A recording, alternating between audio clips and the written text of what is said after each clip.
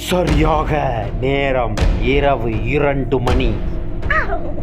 அரவிந்த் நன்றாக தூங்கிக் கொண்டிருந்தார். வெளியில் ஒரே மழை பெய்து கொண்டே இருந்தது. அரவிந்த் தூங்கி நிம்மதியாக திடீரென்று கண் விழித்து பார்க்கும் பொழுது அவன் கதவின் அருகே யாரோ ஒரு நிழல் நிற்பது போல உணர்ந்தான்.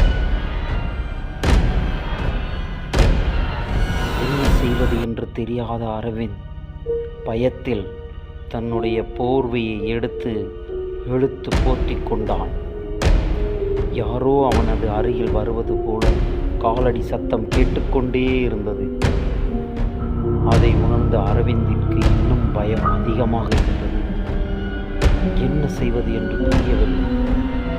நிமிர்ந்து பார்க்கும் பொழுது திரும்பிப்பார் என்ற ஒரு வார்த்தை அவனது சுவற்றில் எழுதியிருந்தது. இதை பார்த்த அரவிந்த் பயத்துடனே திரும்பி பார்த்தான். அங்கே ஒரு பெண் நின்று கொண்டிருந்தாள். இதை பார்த்த அரவிந்திற்கு பயம் இன்னும் அதிகமானது. வெளியில் ஒரே மழை சத்தமாக கேட்டுக்கொண்டே இருந்தது. அடுத்த நாள் காலை அரவிந்த் அந்த வீடே எனக்கு தேவையில்லை என்று நினைத்து அந்த வீட்டை விட்டு அங்கிருந்து ஓடிவிட்டான்.